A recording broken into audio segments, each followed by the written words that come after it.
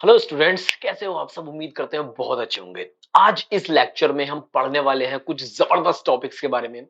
Personally मेरा बहुत ही फेवरेट टॉपिक है। As you all know, I am a microbiologist, I am a biotechnologist. मेरा पूरी स्टडीज माइक्रोबायोटेक में हुई हैं, तो पर्सनली मेरा ये topic one of the favourite topic है। तो बायोटेक्नोलॉजी एंड इट्स एप्लीकेशंस के बारे में हम इस लेक्चर को स्टार्ट करने वाले हैं। जितनी भी जबरदस्त चीजें हैं सब यहां से पढ़ेंगे। सिर्फ आपको हमारे साथ में एंड तक बने रहना है। हम क्या करेंगे, जब तक तोड़ेंगे नहीं तब तक छोड़ेंगे नहीं। नीट के पीछे लगे रहेंगे लगे रहेंगे लगे रहेंगे, आज नहीं कल नहीं परसों कभी तो क्लियर होगा। तो चलिए पढ़ना शुरू करते हैं बिना किसी देरी किए। हम बायोटेक्नोलॉजी एंड इस एप्लीकेशंस के बारे में। एप्लीकेशंस का मतलब यहाँ पर क्या है, मैं आपको बहुत सिंपल लैंग्वेज में यहाँ पर समझाता हूँ। अगर मैं आपसे कह रहा हूँ यहाँ पर, ठीक है, थोड़ा सा दोबारा लिख लेते हैं इसको बच्चों। अगर मैंने आपसे कहा कि यहाँ पर लिखा हुआ है एप्लीकेशन, तो इसका मतलब क्या होगा। एप्लीकेशन का मतलब क्या है, क्या ये वो वाली एप्लीकेशन है जो हम स्कूल में लीव के लिए देते हैं। टू द प्रिंसिपल है, I am suffering from fever, I am unable to attend class, नहीं आ पाऊंगा मैं क्लास, नहीं आ पाऊंगा नहीं आ पाऊंगा नहीं आ पाऊंगा। ये वो वाली एप्लीकेशन है क्या। नहीं बच्चों, ये वो वाली एप्लीकेशन नहीं है, बट ये दूसरी एक एप्लीकेशन है। आप कहते होंगे क्या सर क्या पढ़ाते हो आप, चीजें वीजें फेंकते रहते हो इधर उधर। मेरा ऐसी है, गिर जाती है चीजें कभी कभी। तो बच्चों, इस एप्लीकेशन का मतलब क्या है। इस एप्लीकेशन का बहुत सिंपल सा यहाँ पर मतलब है एप्ली। यहाँ पर आप देखेंगे इसका मतलब है अप्लाई करना। अप्लाई करना, इसका यूसेज कहाँ यूज हो रही है। हम बात कर रहे थे बायोटेक्नोलॉजी एंड इट्स एप्लीकेशंस, मतलब कि बायोटेक्नोलॉजी क्या है। अभी इसके लिए एक दूसरा चैप्टर है कि बायोटेक्नोलॉजी पूरा प्रॉपर क्या है। अब इसके एप्लीकेशंस का मतलब हम इस बायोटेक्नोलॉजी को अप्लाई कहाँ कर रहे हैं, इसको हम यूज कहाँ कर रहे हैं। तो इस चैप्टर में आज हम इन सब चीजों के बारे में बात करने वाले हैं। तो आप बिल्कुल अपना दिल थाम के बैठिए, पेन पेपर एकदम थोड़ी देर के लिए साइड में रख दीजिए। जब आपको चीजें समझ में आए फिर आप नोट डाउन भी कर सकते हैं, चाहे तो आप अपने नोट्स भी डाउनलोड कर सकते हैं। एफिनिटी पर आपको सारी चीजें फ्री में मिल जाएंगी, एक्सक्लूसिव लेक्चर्स मिल जाएंगे, बढ़िया से नोट्स मिल जाएंगे, क्विज मॉक टेस्ट सब कुछ मिल जाएगा। सिर्फ आपको हमारे साथ एंड तक बने रहना है। तो चलो, बायोटेक्नोलॉजी एंड इट्स एप्लीकेशन, सबसे पहले हम बात करते हैं इसके एप्लीकेशंस एग्रीकल्चर में कौन कौन से हैं। क्या क्या चीजें हैं जो एग्रीकल्चर में बहुत ज्यादा काम आती हैं, आपके एग्जाम में क्या क्या पूछ सकते हैं। देखो बच्चों, बायोटेक्नोलॉजी मतलब कुछ ना कुछ एडवांसमेंट है बायोलॉजी के केस में, और उस चीज को हमने यूज किया है किस पर्पज के लिए, अपने एग्रीकल्चर पर्पज के लिए। हम एग्रीकल्चर में क्या कर सकते हैं, देखो थोड़ा सा बहुत सिंपल लैंग्वेज में समझाता हूं। पहले वर्ल्ड की पॉपुलेशन थी, मान लीजिए 1 करोड़। एक टाइम पर वर्ल्ड की पॉपुलेशन थी 1 करोड़, ठीक है। खाने के लिए सारे के सारे रिसोर्सेज थे, फूड रिसोर्सेज हमारे पास में पूरे थे, भरपूर थे, कोई प्रॉब्लम नहीं थी। फिर पूरे वर्ल्ड की पॉपुलेशन बढ़ते बढ़ते अभी कितनी हो गई है, 8 बिलियन। पूरी दुनिया की पॉपुलेशन अभी 8 बिलियन प्लस हो गई है। और जो हमारे पास में रिसोर्सेज थे, फूड रिसोर्सेज, वो कम हो गए। यानी कि बहुत सारे लोगों को भूखा सोना पड़ रहा है, बहुत सारे लोगों को क्वालिटी ऑफ फूड नहीं मिल पा रहा, बहुत सारे लोगों को बासी खाना खाना पड़ रहा है, बहुत सारे लोगों को सारी सुविधाएं नहीं मिल पा रही है। तो इसको कॉप अप करने के लिए, ये रिसोर्सेज को हमको इंक्रीज करने के लिए, बढ़ाने के लिए हमको मदद लेनी पड़ी बायोटेक्नोलॉजी की। इसका यूज करना पड़ा हमें एग्रीकल्चर में। अब इसका यूज हमने कैसे कैसे किया, इसका बेसिकली हम किसी भी तरह से यूज करेंगे, पर्पस हमारा एक होगा, पर्पस वो होगा इंक्रीजिंग फूड प्रोडक्शन। जो हमारा फूड प्रोडक्शन है उसको इंक्रीज करने का ही हमारा मेन मोटिव है बायोटेक्नोलॉजी का, जितना भी हम यूसेज एग्रीकल्चर में कर रहे हैं। अब कैसे करेंगे इसको, देखो सबसे पहला है एग्रोकेमिकल बेस्ड एग्रीकल्चर।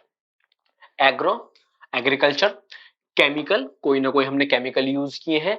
अब इसमें बहुत सारे जितने हैं क्रॉप के इसमें सीड्स वगैरह आते थे, क्या करते थे कि इसमें हमने केमिकल का यूज किया। हमने बायोटेक को यूज करके केमिकल्स बनाए, उनका यूज किया। हमने एक और चीज डेवलप की, हमने कहा कि अब हम ऐसी खेती करेंगे जिसमें हम कोई केमिकल यूज ही नहीं करेंगे। पूरा प्रॉपर 100% ये कैसा होगा, 100% ऑर्गेनिक होगा, और ये बहुत ज्यादा अच्छा भी है। लेकिन हम इतने बड़े लेवल पर ऑर्गेनिक चीजें नहीं कर सकते कि हम जो है 8 बिलियन लोगों का पेट भर सके। उसके भी अपने लिमिटेशंस होते हैं, वहां पर भी चीजें उतने बड़े लेवल पर नहीं जा पाती। उसके बाद अब केमिकल वाला क्या होता था, केमिकल वाली जो चीजें हैं वो किसानों के लिए बहुत ज्यादा महंगी पड़ती है। किसान गरीब लोग होते हैं बेचारे, सारा उन्हीं का है, जितना खा रहे हो।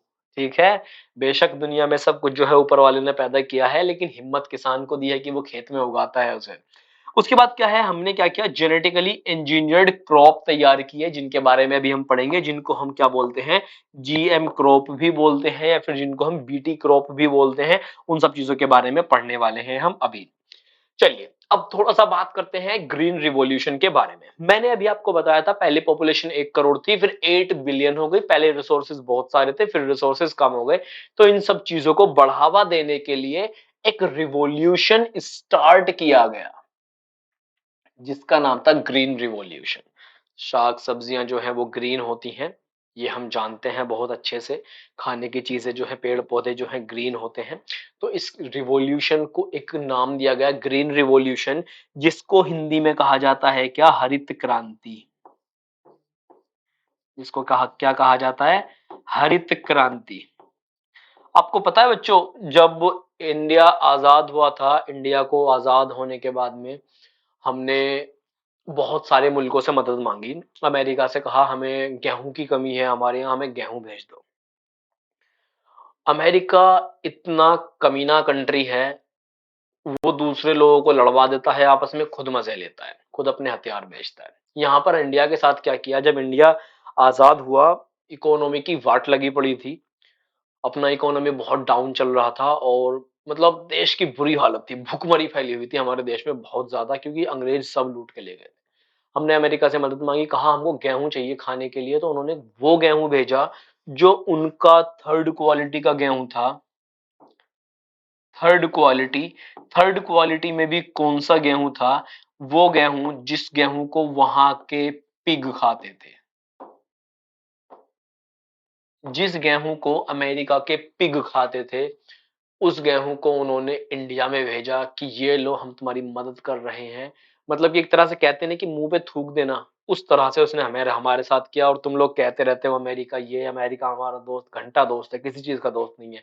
जो मुसीबत में ना काम आए वो कैसा दोस्त। तो वो वाला गेहूं उसने भेजा था जिसको पिग भी नहीं खाते थे। एक चीज और की फिर उसने, कभी आप सर्च करना लेंटाना समारा के बारे में, कुछ ऐसे करके एक नाम है, लेंटाना समारा, कांग्रेस ग्रास।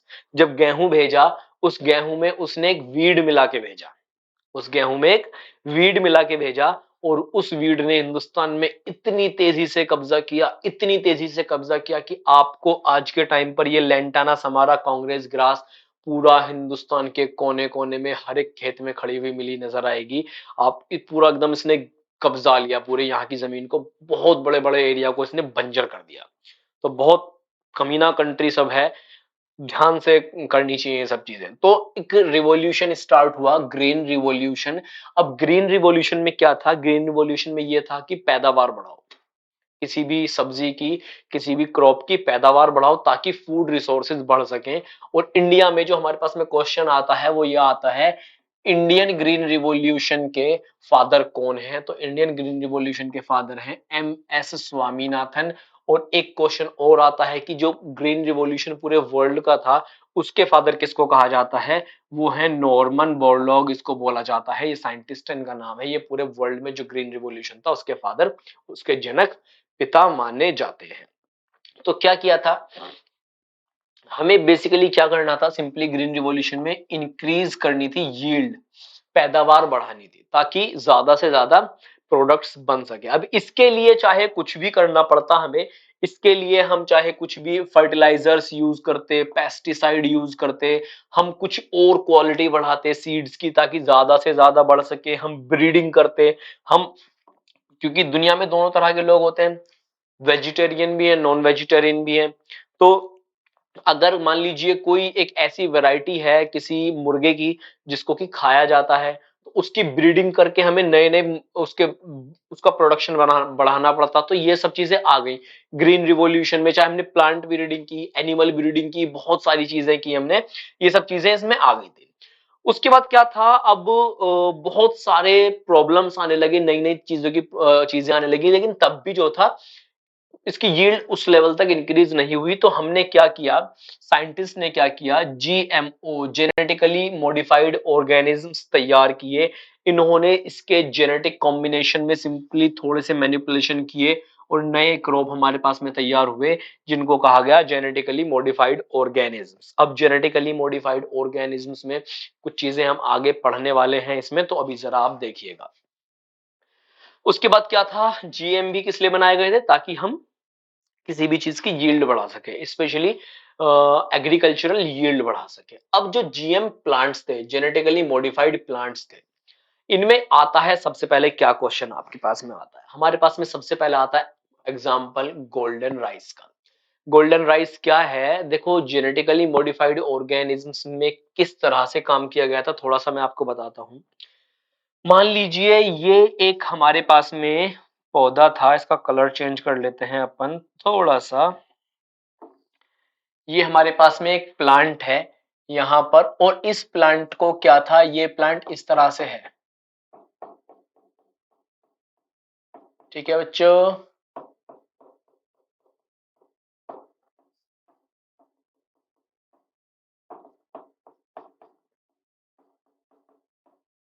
इस तरह से ये करके हमारे पास में प्लांट है, किसी भी चीज का हो सकता है ये प्लांट। इसकी हाइट अभी इतनी है, ओके। इधर से हवा चलनी शुरू हुई बहुत ज्यादा तेज, और अभी क्या था, एग्जाम्पल के तौर पर ले सकते हैं, एक प्लांट से हमें 1 kg वीट मिल रहा था, एक प्लांट से 1 किलो मिल रहा था। हाइट इसकी इतनी थी, इधर से हवा चलनी शुरू हुई, जब ज्यादा तेज हवा चलेगी तो ये क्या होगा, गिर जाएगा, गिरते ही बर्बाद है। क्या किया इस चीज का, एक थोड़ा सा जेनेटिकली इसका तोड़ निकाला गया। इसमें क्या किया गया, आप बोलेंगे जेनेटिकली कैसे वर्क करती है चीजें, उसका एक्चुअल में किस तरह से इफेक्ट देखने के लिए हमें मिलता है। इसको जेनेटिकली मॉडिफाई किया गया, इस प्लांट की लेंथ सिर्फ और सिर्फ इतनी रह गई, मतलब कि लेंथ वाले जो जीन थे वो हमने निकाल दिए, और इसमें हमने ऐसे जीन डाल दिए जिससे इसका जो यील्ड था वो बहुत ज्यादा बढ़ गया। अब इससे दो फायदे हुए, अब इससे दो फायदे हुए। पहली बात, इसकी हाइट जो थी वो आधी हो गई, हवा बहुत ज्यादा तेज चल रही है, ऊपर से निकल जाएगी, प्लांट के ऊपर ज्यादा फर्क नहीं पड़ेगा। दूसरा, इसकी यील्ड हमने इतनी बढ़ा दी, अब एक प्लांट से हमें 2 kg वीट मिल रहा है। तो बताओ हुआ कि नहीं हुआ फायदा, प्लांट का नुकसान होने से बचा लिया, प्लांट की यील्ड बढ़ा दी। तो ये फायदा है जेनेटिकली मॉडिफाइड ऑर्गेनिजम्स का, जिनको अपन लोग क्या बोलते हैं, जीएमओ बोलते हैं। इसका भी और भी एग्जांपल मैं आप लोगों को आगे दूंगा, अभी बताता हूं इसमें। तो गोल्डन राइस, अच्छा इसमें एक चीज और क्या हमने की थी, इसमें हमने क्या किया था, जो इसकी यील्ड बढ़ाई थी इसमें हमने कुछ और चेंजेस किए थे, और इसकी जो न्यूट्रिशनल क्वालिटी थी, इस प्लांट की जो न्यूट्रिशनल क्वालिटी थी वो भी हमने इंक्रीज कर दी। अब कैसे इंक्रीज कर दी, यहां पर आप देख सकते हैं, इसमें हमने विटामिन ई का कोई जीन डाल दिया, विटामिन ई का हमने इसमें कोई जीन डाल दिया, और विटामिन ई का जीन डालते ही इसमें विटामिन ए की क्वालिटी बढ़ गई। अब विटामिन ए की डेफिशिएंसी जिन लोगों में होती थी वो पूरी हो गई, क्योंकि वो हमें व्हीट में मिलने लगी वो चीज। तो गोल्डन राइस इसका नाम रखा गया। इसमें विटामिन ई के जो थे वो कुछ गुण डाले गए थे, और इसमें क्या डाला गया था, बेसिकली जीन, किसका जीन डाला गया था, बीटा कैरोटीन का जीन इसमें ट्रांसफर किया गया था। आगे चलते हैं, और इसका क्या फायदा होता है। मान लीजिए कुछ एरियाज ऐसे हैं जहां पर बहुत ज्यादा स्ट्रेस किस चीज का हो सकता है, कोल्ड का, सर्दियां बहुत ज्यादा पड़ती हैं, फसल मर जाती है, उन चीजों को कॉप अप किया जा सकता है। कहीं पर पानी की बहुत ज्यादा कमी होती है, तो हमने उसमें ऐसा जीन डाल दिया प्लांट में कि उसको ज्यादा पानी नहीं मांगेगा। कहीं पर सॉल्टी कंडीशन बहुत ज्यादा होती है, हमने ऐसा जीन डाल दिया कि वो सॉल्टी कंडीशन में जो है सरवाइव कर सकता है। कहीं पर हीट बहुत ज्यादा होती है राजस्थान में, तो हमने वहां पर ऐसा जीन डाला उसमें कि वो हीट को भी टॉलरेट कर सकता है। प्लस हमने उसमें कुछ ऐसे चेंजेस भी किए जिससे कि वो पोस्ट हार्वेस्ट लॉसेस जो होते हैं उनको भी हमने कम कर दिया। जैसे कि एग्जांपल के तौर पर देखा जाता है Flavr saver tomato. Flavour saver tomato में बेसिकली क्या है, एक जैसे कि नॉर्मल टमाटर होता है, अगर उस टमाटर को आप पेड़ पे से तोड़ के मंडी में ले जाओगे या मंडी से घर ले आओगे, कितने दिन आप रख लोगे, 2 दिन, 3 दिन, 4 दिन, मैक्सिमम 1 हफ्ता, मैक्सिमम 10 दिन फ्रीजर में रख लोगे। उसके बाद क्या होगा, वो टमाटर सड़ने या गलने लगेगा। तो हमने क्या किया, वो जो एंजाइम था उस टमाटर के अंदर, टोमेटो के अंदर, जिसकी वजह से उसमें गलन गलन फैल रही थी, सड़न सड़ रहा था वो, उस एंजाइम को हमने कुछ ना कुछ इनहिबिट कर दिया। तो क्या किया, ट्रांसजेनिक वेराइटी ऑफ टोमेटो, कौन सी है, Flavr Savr, due to inhibition of polygalacto polygalacturonase enzyme which degrades pectin, जिससे पैक्टिन डिग्रेड हो जाता था, उसको इनहिबिट कर दिया। अब क्या होगा, ये जो टमाटर था जो कि नॉर्मली 10 दिन चलता था, अब वो 30 दिन चलेगा, 25 दिन चलेगा, 40 दिन चलेगा। नॉर्मली वो क्या हो जाएगा, जो पोस्ट हार्वेस्ट, मतलब कि उसको हार्वेस्ट करने के बाद जो उसकी वैरायटी थी वो ज्यादा दिन तक बिना कुछ एफर्ट किए चल सकती है, वो ज्यादा दिन तक उसको रखा जा सकता है। अदरवाइज एक टमाटर जिसको 10 लोग खा सकते थे, लेकिन 20 दिन बाद खाएंगे, वो 10 दिन में ही सड़ गया, खराब हो गया, उसका कोई फायदा नहीं था। तो फ्लेवर सेवर टमाटो याद रखिएगा। आगे चलते हैं। उसके बाद increased efficiency of mineral usage by plants, this prevents early exhaustion of fertility of soil, मतलब कि मिनरल बैलेंस भी यहां से बनाया जा सकता है। उसके बाद क्या है, to produce bio pharmaceutical products, जैसे कि एक आता है हमारे पास में हाइरुडिन, हिरुडिन बोलो या हाइरुडिन बोलो, आपके ऊपर है, लेकिन इंपॉर्टेंट है, आपको ये याद रखना पड़ेगा। ये आपको कम नजर आ रहा होगा, तो मैं आपको इसे थोड़ा सा हाईलाइट कर देता हूं। ओके बच्चों, ये एक ऐसा प्रोडक्ट है जिसको हम एंटी कोगुलेंट कहते हैं बेसिकली। जैसे कि किसी पर्सन में हार्ट अटैक वाले जब चांसेस बनते हैं, हमने देखा होगा हार्ट अटैक किस तरह से, कौन से वाला क्या है, अगर हमने देखा ये एक नॉर्मल क्या है, ब्लड वेसल है जिसमें कि खून बहता है, ठीक। एक ब्लड इधर से इधर बह रहा है, इसमें बीच में क्या हुआ, यहां पर ये जमना शुरू हो गया, इसको बोलते हैं नॉर्मल क्लॉटिंग। या दूसरा एग्जांपल इसको इस तरह से मानो, आप बोलोगे आप तो कोलेस्ट्रॉल का एग्जांपल बता रहे हो। ब्लड नॉर्मली बह रहा था वेन्स में, आर्टरीज में, क्या हुआ, ये सारे के सारे सेल एक साथ मिल गए और इन्होंने एक बड़ा सा क्या बना लिया, क्लॉट बना लिया। अब क्या होगा, जहां पर भी ये नैरो होगी, ये वाला जो क्लोट था यहां आके फंस जाएगा, और जितना भी ब्लड का फ्लो था आगे वो नहीं हो पाएगा।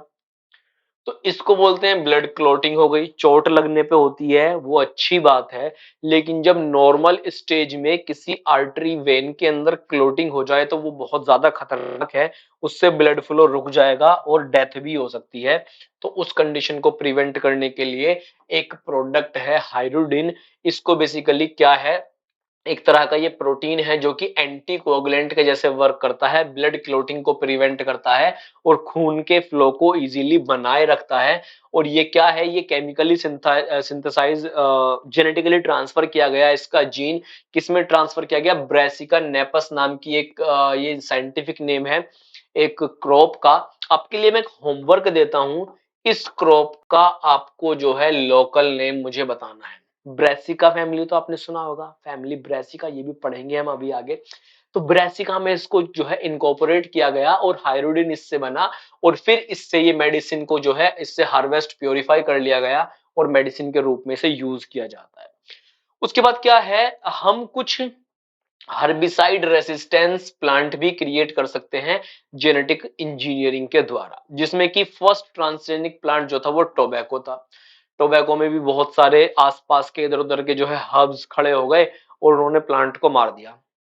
क्या होता है बेसिकली, हर्ब्स को कह सकते हैं हम, मान लीजिए ये एक फील्ड है, यहां पर एक ये हमारे पास में प्लांट है जो हमारी क्रॉप है, ठीक, इसकी ग्रोथ इतनी है, लेकिन इसके पास में कोई हर्ब है, कोई वीड है, उसकी ग्रोथ इतनी हो रही है, वो बहुत जल्दी ग्रो करते हैं, बड़ा खतरनाक होता है, पूरा एकदम फसल को दबा देता है। तो ये था। अब क्या है, हमने हर्बिसाइड ऐसे प्लांट बना लिए जो कि इस हर्बिसाइड का इसके ऊपर कोई इफेक्ट नहीं होगा, मतलब कि ये इस हर्ब को मार देगा। ये जो टोबैको था, इसको किल कर देगा, खत्म कर देगा। अब चाहे वो इसको कोई ऐसा केमिकल छोड़े इसके ऊपर, या इससे ज्यादा ग्रो करे, इसको दबा दे, इसको ऊपर ना बढ़ने दे। और इसमें कौन सा वीडिसाइड होता है? ग्लाइफोसेट, इसमें एक वीडिसाइड होता है। तो ये समझ में आ गया आपको। इसके बाद थोड़ा सा आगे चलते हैं, देखते हैं और कुछ चीजों को। अब एक हमने ऐसे प्लांट्स बनाए जो कि आपके नीट में क्वेश्चन आता है बच्चों, ये है पेस्ट रेजिस्टेंट क्रॉप्स। बेसिकली हमने नॉर्मल केमिकल भी यूज किए थे जिसको बोला जाता था क्या? पेस्टिसाइड। लेकिन ये इतने खतरनाक थे, इनसे क्या होता था, एक प्रोसेस जिसको अपन लोग बोलते थे बायोमैग्निफिकेशन। तो पेस्टिसाइड्स खतरनाक थे, हमने ऐसे प्लांट्स बना लिए जिनसे, जो कि पेस्ट रेजिस्टेंट है। इसमें सबसे कॉमन हमारे पास में जो एग्जाम्पल है वो है बीटी क्रॉप। अब यहां पर जो ये मतलब है बीटी का, इसका मतलब क्या है? बायोटेक्नोलॉजी है। बायोटेक्नोलॉजी इसका मतलब है। इसका मतलब बायोटेक्नोलॉजी नहीं है बच्चों, इसका मतलब है बैसिलस थ्योरिनजाइनसिस। और ये बैसिलस थ्योरिनजाइनसिस बच्चों आपके नीट में बहुत ज्यादा पूछा जाता है। तो आपको ये याद रखना है, बीटी क्रॉप में बीटी स्टैंड्स फॉर बैसिलस थ्योरिनजाइनसिस। और ये बैसिलस थ्योरिनजाइनसिस जो है बच्चों, ये एक बैक्टीरिया का नाम है। ये एक बैक्टीरिया का नाम है। अब बीटी क्रॉप जो थे हमारे पास में, ये कई तरह के बीटी क्रॉप हमारे पास में आते हैं। बीटी कॉटन आता है, बीटी ब्रिंजल आता है, इस तरह के आते हैं। तो ये इंसेक्ट रेजिस्टेंट प्लांट्स है, मतलब कि अब हमें अलग से प्लांट्स के ऊपर कुछ ऐसे स्प्रे करने की, कोई केमिकल छिड़कने की जरूरत नहीं है। अब प्लांट इस कैपेबल हो गए हैं कि वो किसी भी कीड़े मकोड़े से अपने आप निपट सकते हैं।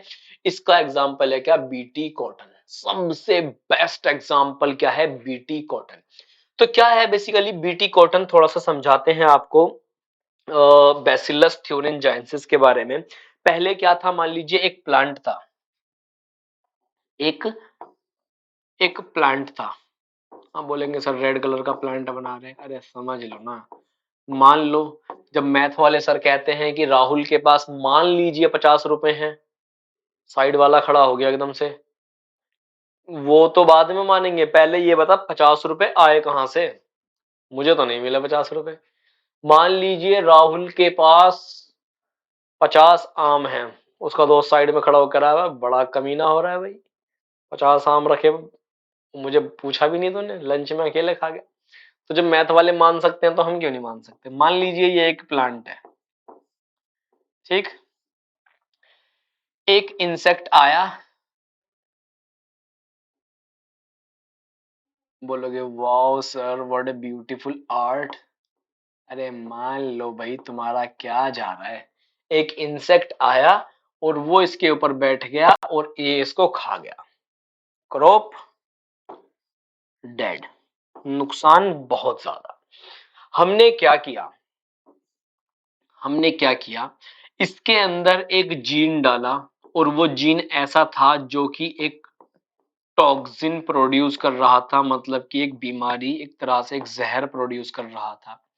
और ये जो जहर था, ये सिर्फ और सिर्फ एक्टिव था इस इंसेक्ट के अगेंस्ट, ह्यूमंस पे इसका कोई असर नहीं था। हमने ऐसा जीन इसमें डाल दिया। और जब ये वाला जीन हमने इसमें डाला, तो हमारे पास में एक नया प्लांट तैयार हुआ जो कि सेम वैसा ही था पहले के जैसे, लेकिन इसमें कुछ अद्भुत शक्तियां थी। और वो शक्तियां कुछ इसमें ऐसी थी कि इसके ऊपर अगर अब कोई भी ऐसा कीड़ा मकोड़ा आके बैठेगा, इसके ऊपर कोई अगर अब कीड़ा आके बैठा, इसके ऊपर अब कोई कीड़ा आके बैठा, तो ये जो कीड़ा था, ये इसको एक बाइट लेते ही मर गया, खत्म।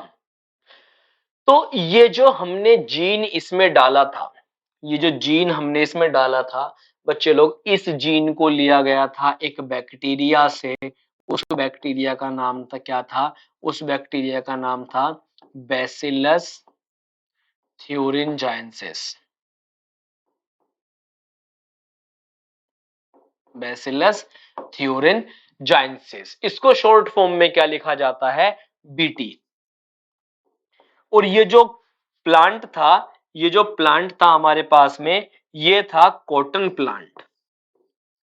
तो ये इधर सिंपल कॉटन प्लांट था। जब हमने इसमें बीटी यानी कि बैसिलस थ्यूरिनजाइंसिस का एक जीन इसमें डाल दिया, फिर इसको नाम दिया गया क्या, बीटी कॉटन। अब क्वेश्चन आपसे पहले तो इतना आता था कि बीटी का मतलब बैसिलस थ्यूरिनजाइंसिस, कौन से प्लांट में यूज किया गया था, कॉटन में यूज किया गया था, कौन सा बैक्टीरिया था, बैसिलस थ्यूरिनजाइंसिस था। अब थोड़ा कंपटीशन बढ़ गया, वो ये पूछने लगे कौन सा जीन डाला गया था। तो जो जीन का नाम था वो था क्राई, क्राई जीन। क्राई का मतलब जानते हो, रोना। अगर किसी इंसेक्ट ने ये खा लिया, भाई साहब ऐसे आंसू रुलाता है, ऐसे आंसू रुलाता है, एक बार रोने के बाद में वो बेचारा कभी रोने के लिए बचता ही नहीं है। तो क्राई जीन इसमें डाला था। अब ये क्वेश्चन पूछता है कि जो जीन डाला था वो किस चीज की प्रोडक्शन कर रहा था प्लांट में, वो प्रोडक्शन कर रहा था किसकी, क्राई प्रोटीन की। तो क्राइजीन है, क्राइजीन से क्या बनेगा, क्राई प्रोटीन बनेगा। तो ये सब चीजें हैं किस चीज में, बीटी कॉटन में, बैसिलस थ्यूरिनजाइंसिस में। और किससे बन रही बैक्टीरिया का नाम बैसिलस थ्यूरिनजाइंसिस, आप यहां से इसको याद रख सकते हो। थोड़ा सा कुछ एग्जांपल देते हैं आपको, और जैसे कि क्राइजीन यहां पर लिखा हुआ है आप देख सकते हैं, और इसमें क्या है, कई तरह के क्राइजीन पाए जाते हैं, आपको ये भी याद रखने पड़ेंगे, इंपॉर्टेंट है आप लोगों के लिए। जैसे कि इसमें क्राई 1AC है, क्राई 2AB है, और इसमें क्या है, ये बॉलवॉर्म्स को कंट्रोल करते हैं। क्राई 1AB किस चीज को कंट्रोल करता है, कोर्ड बॉर्डर को कंट्रोल करता है। और स्पेशली ये जो क्राइजीन है या बीटी कॉटन है, ये किस इंसेक्ट के लिए सबसे पहले इफेक्टिव था, किस इंसेक्ट के ऊपर इसका इफेक्ट देखा गया था, बटरफ्लाई लार्वा के ऊपर। अब एक चीज, चलो एक चीज बताओ, चलो ठीक है भाई, क्रॉप प्रोडक्शन बढ़ गई, कॉटन हमारी बच गई, लेकिन क्या हुआ, बटरफ्लाई मर गई। आज आप जाओ कभी कहीं, actually you know I I belong to NCR, NCR national capital region. मैं गाजियाबाद में रहता हूँ, दिल्ली के पास में। तो यहाँ पर जो थोड़े बहुत जंगल बचे हुए हैं, हालांकि बचे बहुत ज्यादा कम है, लेकिन आउटर एरिया में जो थोड़ा बहुत एग्रीकल्चरल फील्ड बचे हुए हैं, मेरे पिताजी भी एक जो है जमींदार हैं, वो किसान आदमी हैं। मैं जब कभी अपने फार्म पर जाता हूँ, कभी अपनी एग्रीकल्चरल लैंड विजिट करता हूँ, तो वहां पर मुझे इस तरह के कोई भी इंसेक्ट, इस तरह के ये कोई बटरफ्लाई, पहले तो बचपन में बहुत होती थी, खेलते थे, बटरफ्लाई हो गए, जुगनू हो गए। जुगनू आप लोगों ने देखा है, शायद ही किसी ने आप में जुगनू देखा होगा, अगर कोई बहुत ही अच्छे गांव को बिलोंग करते होंगे उन्होंने शायद रात में बरसात में जुगनू देखे होंगे। पहले बटरफ्लाई होते थे, जुगनू होते थे, एक होता था जिसको क्या बोलते थे, हेलीकॉप्टर टाइप का कीड़ा होता था, वो होते थे। वो सब खत्म हो गए। वो क्यों खत्म हो गए, क्यों, क्योंकि हमने क्या किए, इस तरह के प्लांट बनाए। हमने क्या किया, हमने केमिकल यूज किए, हमने फर्टिलाइजर यूज किए। चलो फर्टिलाइजर से तो इतना कुछ है भी नहीं, हमने इंसेक्टिसाइड, वीडीसाइड, हमने निमेटोसाइड, हमने क्या क्या चीजें नहीं यूज की इनको मारने के लिए, सिर्फ और सिर्फ अपने स्वार्थ के लिए कि हमारी क्रॉप प्रोडक्शन हो जाए। तो हर एक चीज के दोनों बैन, मतलब दोनों पहलू हो सकते हैं, चीजों से फायदा भी मिलता है, नुकसान भी मिलता है। तो यहां से आप इसको याद रखेंगे। अब बात करते हैं थोड़ा सा इसके एप्लीकेशंस मेडिसिन के बारे में। हाइरुडिन का भी बता दिया मैंने आपको, ब्रेसिका प्लांट से रिलेटेड था तो एग्रीकल्चर में रख लिया। अब बात करते हैं स्पेसिफिकली मेडिसिन के बारे में। तो मेडिसिन के बारे में जब हम बात करते हैं तो हम इस चीज को नहीं भूल सकते, एक बहुत ही क्रांतिकारी मेडिसिन, एक हार्मोन बेसिकली, जिसको नाम दिया जाता है क्या, इंसुलिन। क्या नाम दिया जाता है जिसको, इंसुलिन। पहले क्या होता था बच्चों, पहले क्या होता था, ये जो इंसुलिन था, जब इसके बारे में पता चला कि ये डायबिटीज वगैरह को क्योर करता है, डायबिटीज वगैरह को क्योर करता है, तो देखा कि हम हमें इंसुलिन कहाँ से मिल सकता है। तो इंसुलिन उस टाइम पर हमने देखा कि जो पिग की बॉडी में जो होता है पेंक्रियाज, वहां से इंसुलिन जो होता है वो ह्यूमंस के लिए सुटेबल है। तो क्या किया, इंसान इतने स्वार्थी हैं, उन्होंने जानवरों को मारना शुरू किया। पिग, डॉग, हॉर्स, काऊ, इन सब जानवरों को मारना शुरू किया, और एक पिग के पेंक्रियास से कुछ पॉइंट ग्राम इंसुलिन हमको मिलता था। तो लाखों करोड़ों जानवरों को मारा गया सिर्फ इसलिए कि हमें थोड़ा सा इंसुलिन मिल जाए और हम किसी इंसान की जान बचा सकें। हम किसी इंसान की, इस चीज को रेपिस्ट के ऊपर ट्राई कर सकते थे, क्या कहते हो? रेपिस्ट के ऊपर ट्राई कर सकते थे इस चीज को, क्या आ जाता हमारा। तो जानवरों को मारा गया, इंसुलिन निकाला गया, तो जब हमें रियलाइज हुआ कि यार ये तो बहुत ज्यादा, मतलब चीजें डिसबैलेंस हो जाएंगी, जानवर कम हो जाएंगे, कहां से चीजों को कॉप अप करेंगे, तो क्या किया गया, फिर मदद ली गई बायोटेक्नोलॉजी की। बायोटेक्नोलॉजी के द्वारा आर्टिफिशियल, क्या किया गया बच्चों, आर्टिफिशियली इंसुलिन का प्रोडक्शन किया गया। पहले हमने देखा कि इंसुलिन का स्ट्रक्चर कैसा होता है। इंसुलिन का स्ट्रक्चर जो होता है वो एक पेप्टाइड चेन है, जिसमें एक चेन यहां पर आपको नजर आ रही है, एक चेन यहां पर नजर आ रही है, और आपको एक चेन यहां पर नजर आ रही है। ये अभी इसमें हमें तीन चेन नजर आ रही है। लेकिन जो हार्मोन इंसुलिन जो एक्टिव फॉर्म में होता है, उसमें सिर्फ और सिर्फ दो पॉलीपेप्टाइड होती हैं, दो चेन होती हैं, जिसमें ए चेन होती है और बी चेन होती है। एक ए चेन है और एक बी चेन है। ए चेन के अंदर टोटल 21 अमीनो एसिड होते हैं बच्चे लोग, और बी चेन के अंदर टोटल 30 अमीनो एसिड होते हैं बेटा। इसको आप लोग याद रखना, ये क्वेश्चन आपसे नीट में पूछ सकते हैं, ये क्वेश्चन नीट में पूछ सकते हैं। ए चेन में 21, बी चेन में 30 होते हैं, टोटल कितने हो गए, 51 अमीनो एसिड की पॉलीपेप्टाइड होती है। अब क्या होता है, यहां पर एक एडिशनल चेन हमें नजर आ रही है, और इस कंडीशन में जो ये इंसुलिन है ये इनएक्टिव है, और इसको नाम दिया जाता है क्या, प्रो इंसुलिन।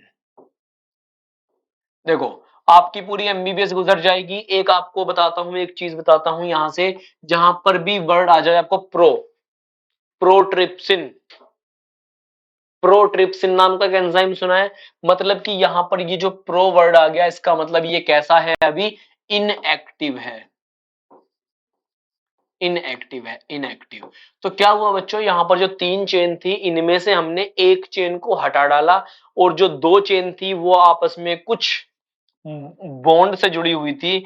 वो जो बॉन्ड था, वो बॉन्ड दो सल्फर के बीच में बन रहा था, और हम जानते हैं इस चीज को कि जब दो सल्फर के बीच में बॉन्ड बनता है, उसको अपन लोग क्या बोलते हैं, डाई सल्फाइड बॉन्ड या डाई सल्फाइड ब्रिज उसको बोला जाता है। ये हमने देख लिया, ठीक है। सिंपली क्या करेंगे, यहां पर जो ये दो, एक ए चेन है हमारे पास में, एक बी चेन है, और यहां पर एक सी चेन है।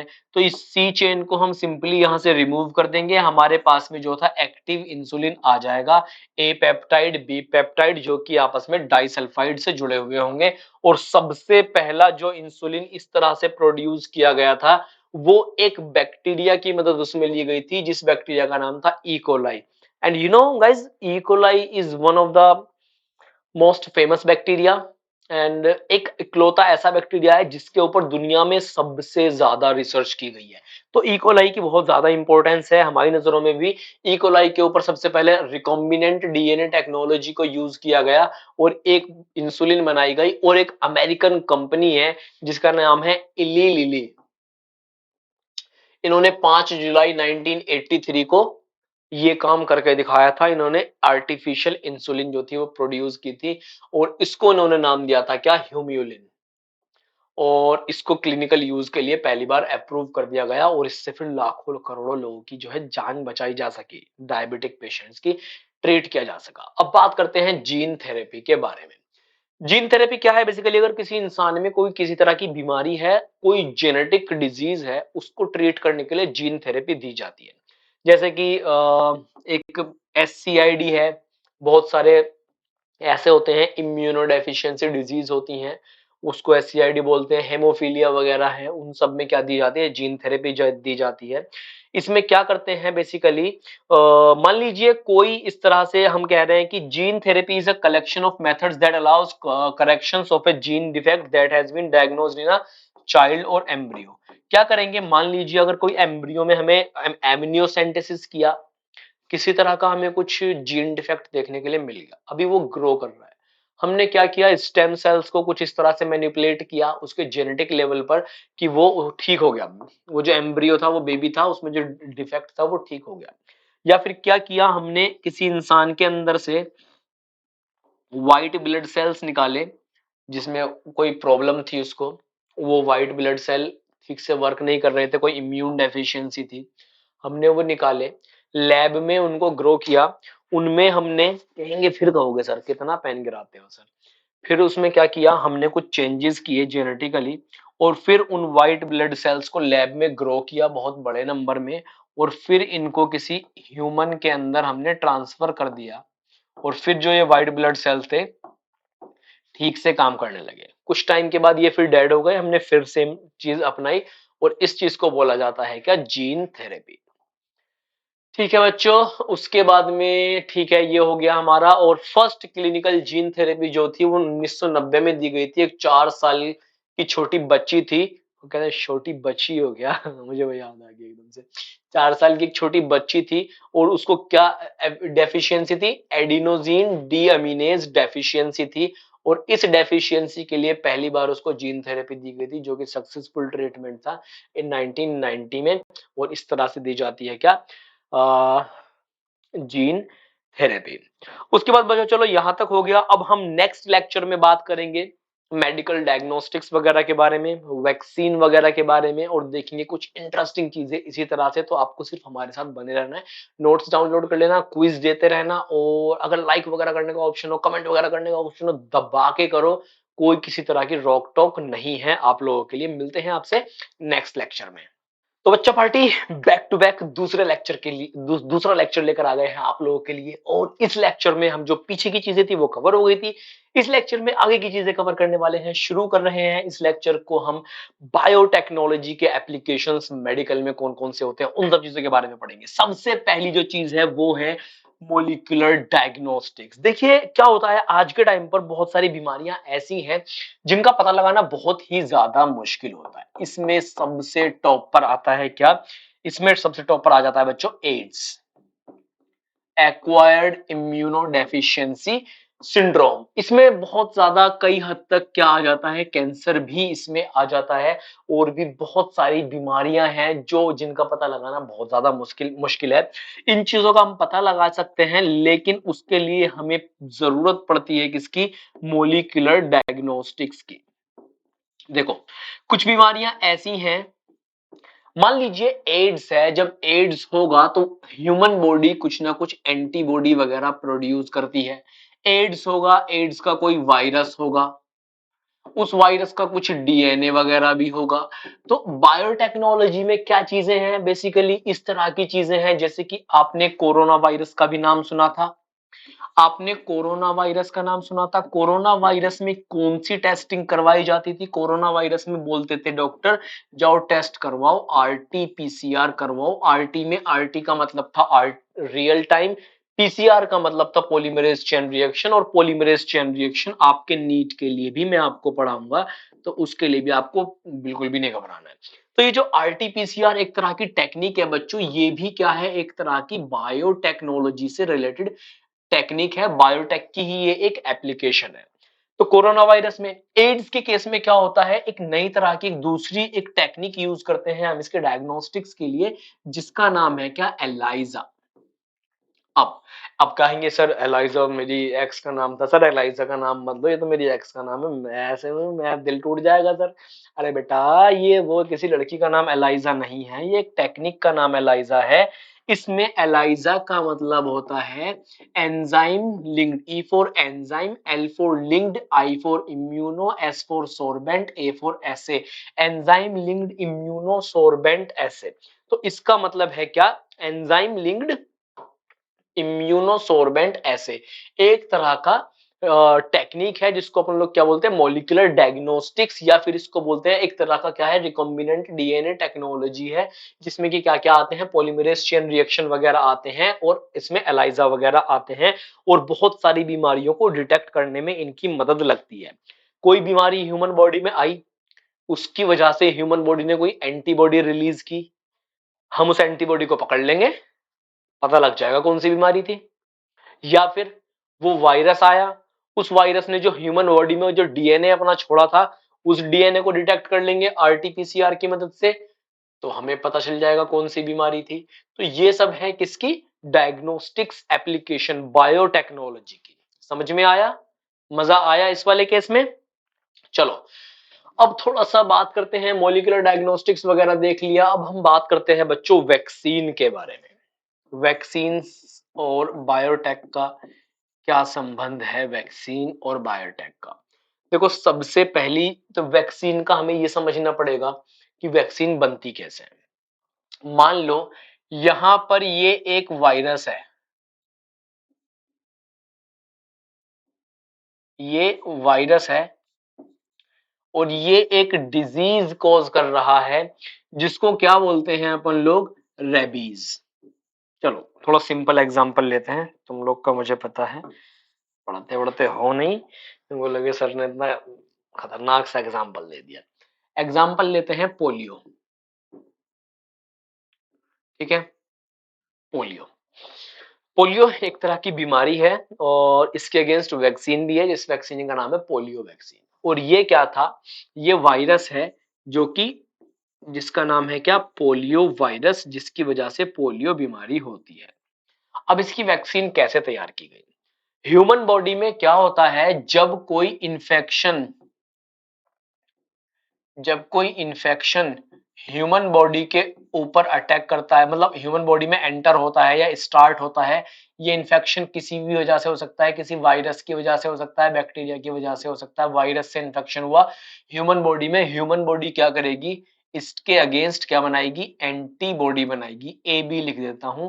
और फिर ये एंटीबॉडी जो ह्यूमन बॉडी ने बनाई है, हमने पढ़ा था जब हम ह्यूमन हेल्थ एंड डिजीज पढ़ रहे थे, वहां पर मैंने आपको बताया था कि एक होती है इम्यूनोलॉजिकल मेमोरी। अगर ये एक बार एंटीबॉडी किसी इंफेक्शन के अगेंस्ट या किसी डिजीज के अगेंस्ट बन गई, तो ये ह्यूमन बॉडी में हमेशा प्रेजेंट रहती हैं, और फिर अगर दोबारा से ये इंफेक्शन ह्यूमन बॉडी में आया, तो इसको आते ही ये क्या कर देती है, खत्म कर देती है, मार देती है। ठीक है बच्चों, तो ये वाला कॉन्सेप्ट आपको पता समझ में आ गया, इम्यूनोलॉजिकल मेमोरी। तो क्या है बेसिकली, वैक्सीन कैसे बनाई जाती है। देखो ह्यूमन बॉडी को क्या किया जाता है, इस केस में बेवकूफ बनाया जाता है। जो सिंपल सा है, इसमें ह्यूमन बॉडी को क्या करेंगे, बेवकूफ बनाएंगे। कैसे बनाएंगे, ये सिंपल सा प्रोसीजर था, इन्फेक्शन होगा तो एंटीबॉडी रिलीज होगी। हमने क्या किया, ये जो पोलियो वायरस था,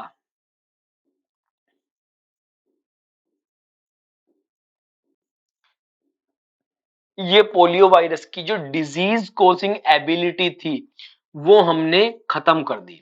मतलब कि अब ये सिर्फ और सिर्फ पोलियो वायरस तो है, लेकिन ये डिजीज नहीं कर सकता, ये डिजीज कॉज नहीं कर सकता। तो ये जो पोलियो वायरस था, जिसकी हमने ये डिजीज कॉजिंग एबिलिटी खत्म कर दी, ये कैसा हो गया, बहुत ज्यादा वीक हो गया, अब ये डिजीज कॉज नहीं कर सकता। तो उस कंडीशन में क्या किया हमने, इसको किसी भी ह्यूमन में इंजेक्ट कर दिया। और इंजेक्ट करने के बाद सिंपल सा क्या होगा, ह्यूमन बॉडी इसके अगेंस्ट क्या बनाएगी, एंटीबॉडी बनाएगी। जैसे ही इसके अगेंस्ट एंटीबॉडी बनी, वो एंटीबॉडी इसको मारने के लिए गई, उसको पहले पता चला एंटीबॉडी को, अरे ये तो पहले से मरा हुआ है, इसको क्या मारोगे। लेकिन क्या हुआ, ये तो मरा हुआ था पहले से ही, इसके अगेंस्ट एंटीबॉडी बन गई, वो बॉडी में बन गई। हमने कहा था इम्यूनोलॉजिकल मेमोरी। अब अगर कभी दोबारा कोई पोलियो वायरस ह्यूमन बॉडी पर अटैक करेगा, तो यहां पर पहले से एंटीबॉडी है, वो इसको आते ही खत्म कर देगी, वो इसको आते ही खत्म कर देगी, और जो डिजीज होने वाली थी, वो डिजीज होगी ही नहीं। तो इस तरह से बनती है क्या, वैक्सीन।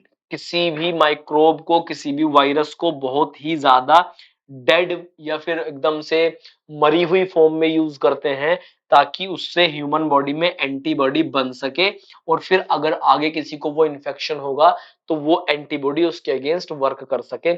यही पोलियो के केस में एंटीबॉडी है, ऐसे ही स्मॉल पॉक्स के केस में है, और ऑलमोस्ट सभी जो वैक्सीन्स हैं वो इसी तरह से बनाई जाती हैं। तो ये सारा का सारा प्रोसेस किस में आता है बच्चों? ये सारा का सारा प्रोसेस या तो बायोटेक का है, बायोटेक का नाम फेमस है थोड़ा सा, लेकिन ये सारा का सारा किस में भी आता है? माइक्रोबायोलॉजी में भी आता है।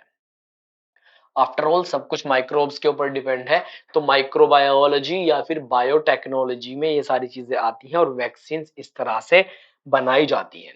चलो अब थोड़ा सा बात करते हैं हम कुछ और चीजों के बारे में, जरा एक सेकंड आप देखते हैं। हम्म, तो बच्चों चलो यहां तक आपको समझ में आ गया होगा अच्छे से। थोड़ा सा और देखते हैं कुछ चीजों के बारे में। अब बात करते हैं, एक इंटरेस्टिंग टॉपिक है जिसको अपन लोग क्या बोलते हैं, ट्रांसजेनिक एनिमल्स। मतलब कि अब हम क्या कर रहे हैं, जो एनिमल्स का जेनेटिक मटेरियल था उसको हम अल्टर कर रहे हैं। जिस तरह से हमने क्रॉप्स का प्रोडक्शन किया था, अब हम इसी तरह से एनिमल्स में भी कुछ ना कुछ डीएनए मैनिपुलेशन कर रहे हैं। और किसी भी ऑर्गेनिज्म में कोई डीएनए, किसी भी एनिमल में कोई डीएनए मैनिपुलेशन करके कोई नया ऑर्गेनिज्म बनाना या कुछ उसमें नई कैरेक्टरिस्टिक लेके आना, उस तरह के एनिमल को क्या बोला जाता है? ट्रांसजेनिक एनिमल बोला जाता है। अब ट्रांसजेनिक एनिमल्स बहुत तरह के होते हैं, कुछ एग्जांपल्स भी मैं आपको बताऊंगा। इसमें ट्रांसजेनिक रैट्स आते हैं। अब रैट्स क्यों बनाए जाते हैं? ट्रांसजेनिक रैट्स बनाने की जरूरत क्या पड़ गई? जितनी भी लेबोरेटरी में रिसर्च होती है वो ज्यादातर चूहों के ऊपर होती है। कहां से आएंगे इतने चूहे? तो उनके अंदर रिसर्च करके देख रहे हैं, जीन चेंज करके देख रहे हैं। एक एक्सपेरिमेंट में हमने एक जीन चेंज किया, नया हमारे पास चूहा आया बन के। ऐसा नहीं है मशीन में बन रहा है, उसको ऐसी पैदा कराया जाता है, लेकिन जेनेटिक चेंजेस किए जाते हैं। तो वो जो चूहा बन के आया नया, वो ट्रांसजेनिक रैट होगा। इसी तरह से इसमें रैबिट्स भी हैं, पिग्स भी हैं, शीप हैं, काउज हैं, फिश हैं, और बहुत सारी वैरायटी प्रोड्यूस की जाती हैं एनिमल्स की। And over 95% of all existing transgenic animals are mice. इन सब में सबसे ज्यादा क्या है? माइस, रैट्स, चूहे, क्योंकि इनके ऊपर सबसे ज्यादा रिसर्च किया जाता है, इसलिए सबसे ज्यादा यही है। ट्रांसजेनिक एनिमल्स में कुछ और चीजों के बारे में बात करेंगे हम अभी। ठीक है बच्चों, यहां तक अभी हम कुछ क्लोनिंग के बारे में भी देखेंगे। तो ट्रांसजेनिक में थोड़ा सा आगे चलते हैं। अच्छा, ट्रांसजेनिक के अलावा कुछ और चीजें भी बताता हूं, जैसे कि आपको क्वेश्चन जो आएगा, हमारा मेन फोकस क्या रहता है कि नीट में क्वेश्चन आए तो अपन लोग उसको कर दें। तो कुछ हम आपको चीजें बताते हैं, कुछ प्रोडक्ट और उनके एप्लीकेशंस, बायोटेक से रिलेटेड क्वेश्चन आएगा तो आपका यहां से आएगा। जैसे कि प्रोडक्ट है, उसके यूज क्या क्या है? ह्यूमन इंसुलिन, हमने ह्यूमिलिन के बारे में पढ़ा था। ये treatment of insulin dependent diabetes, इसमें बहुत ज्यादा हेल्पफुल ये होता है। ओके, इसके बाद है ह्यूमन ग्रोथ हार्मोन HGH। ये क्या करेगा? Replacement of missing hormone in short statured people, जो गिट्ठे होते हैं ना, नाटे होते हैं, उनकी लेंथ वगैरह बढ़ाने में ये हेल्प करता है। Calcitonin, treatment of rickets. Chorionic gonadotrophin, treatment of infertility. Blood clotting factor 8 और 9, replacement of clotting factor missing in patient with haemophilia A और बी। उसके बाद में क्या चीज, देखो यहाँ पर रॉकेट साइंस तो है नहीं, ये चीज आपको याद रखनी पड़ेगी, ये रटना पड़ेगा आपको। मैं आपको सिंपली कहता हूं, जहां आपको समझने वाली चीज होती है वहां कॉन्सेप्चुअली चीजों को समझाता हूं, जहां आपको रटने की चीज है वहां आपको रटना पड़ेगा। उसके बाद क्या है? Applications of recombinant DNA products में क्या है? TPA, tissue plasminogen activator. ये चीजें मैंने आपको नहीं बताई थी वहां पर पढ़ाते टाइम, इसलिए मैं अब बता रहा हूं। छोड़ेंगे कुछ भी नहीं, क्योंकि जब तक तोड़ेंगे नहीं तब तक छोड़ेंगे नहीं। उसके बाद क्या है? Dissolving of blood clots after heart attacks and strokes. उसके बाद क्या है? इराइथ्रोपोइटिन, एक बेसिकली प्रोटीन है। क्या है? Stimulation of the formation of erythrocytes RBCs for patient suffering from anaemia. Blood बनाता है ये, आरबीसीज की फॉर्मेशन करने में हेल्प करता है डायलिसिस वगैरह के टाइम पर या एड्स वगैरह के पेशेंट्स में। फिर क्या है, platelets derived growth factor, stimulation of wound healing, जल्दी से भर जाते हैं जख्म। इंटरफेरॉन, जब हम कैंसर पढ़ रहे थे ह्यूमन हेल्थ एंड डिजीज में, वहां मैंने इसको पढ़ाया था, आपको जाकर आप लोग देख लेना। इंटरफेरॉन क्या करेगा, treatment of pathogenic viral infection, ज्यादातर कैंसर। इंटरल्यूकिन्स क्या है, enhancement of action of immune system. Vaccine क्या है, prevention of infectious disease, hepatitis B, influenza, corona virus, ये सबको हम ट्रीट कर सकते हैं वैक्सीन वगैरह से। माइक्रोब्स हैं कुछ, जैसे कि इकोलाई को क्या करेंगे हम, ह्यूमन इंसुलिन का प्रोडक्शन, जिसको ह्यूम्यूलिन बोलते हैं, उसको उसको प्रोड्यूस किया जाता है इससे। बैसिलस थ्यूरिनजाइंसिस, हम इससे बीटी क्रॉप, बीटी टॉक्सिन वगैरह जो है इससे प्रोड्यूस कर सकते हैं। राइजोबियम मेलाइलोटी एक तरह का बैक्टीरिया है, नाइट्रोजन फिक्सेशन करता है ये बेसिकली। इसमें एक जीन होता है जिसको बोलते हैं निफ जीन, ये याद रखना, नीट में पूछा जा सकता है। फिर सूडोमोनास पुटीडा है, एक तरह का बैक्टीरिया है, ये क्या करेगा, scavenging of oil spills by digesting hydrocarbons of crude oil.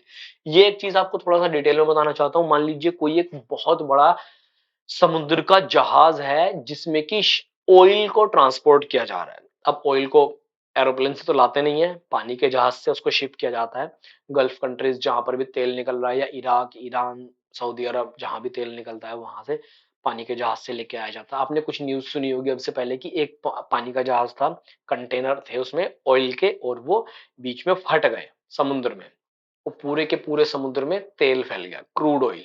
उससे लाखों मछलियां मरने लगी, बहुत सारी स्पेशीज खतरे में आ गई। तो एक बैक्टीरिया है सूडोमोनास पुटीडा, ये क्या करता है, ऑयल स्पिल्स को क्या करेगा, डाइजेस्ट कर देगा और उसको खत्म कर देगा खा के।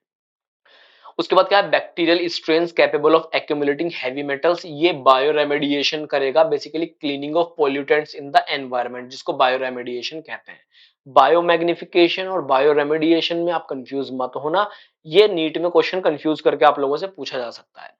उसके बाद ट्राइकोडर्मा एक फंगस है जो कि क्या करेगा, एक एंजाइम चिटिनेज या काइटिनेज जिसको बोलते हैं, इसको क्या करेंगे, bio control of fungal disease, जो कि प्लांट्स में हेल्पफुल होता है काफी ज्यादा। इसके बाद एक है बीटी कॉटन, जो कि पेस्ट रेजिस्टेंट और हाई यील्ड क्रॉप है कॉटन की, जिसमें कि हम बैसिलस थ्यूरिनजाइसिस के क्राइजीन को इनकॉर्पोरेट करते हैं। फ्लेवर सेवर टोमेटो, जिसका की शेल्फ लाइफ बहुत ज्यादा है, मतलब इसको हम हार्वेस्ट करने के बाद भी काफी दिन तक स्टोर करके रख सकते हैं। जल्दी से इसको पूरा नहीं पकता, जल्दी से गलने और सड़ने की चीजों से हम इसको बचा सकते हैं, और न्यूट्रिएंट क्वालिटी बेहतर है। गोल्डन राइस, इसमें विटामिन ए और आयरन इसमें काफी मात्रा में ज्यादा पाया जाता है।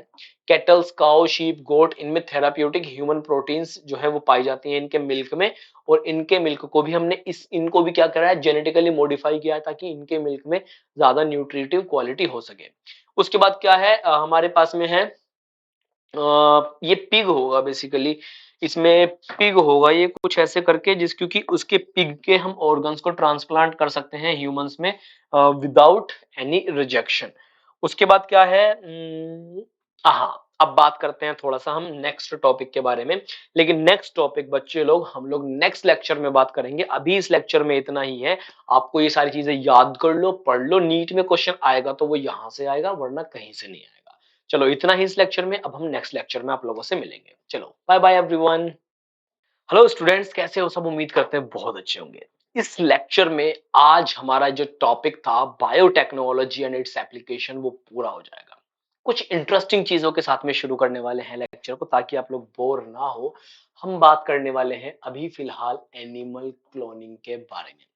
कैसा रहेगा अगर मैं आपसे कहूं कि आपका नाम है स्वाति या श्वेता या मोनिका या कुछ भी इस तरह का कोई आपका नाम है बच्चे, आप ऐसे यहाँ पर खड़े हुए हैं, अभी अभी स्कूल से आए हैं, ठीक है।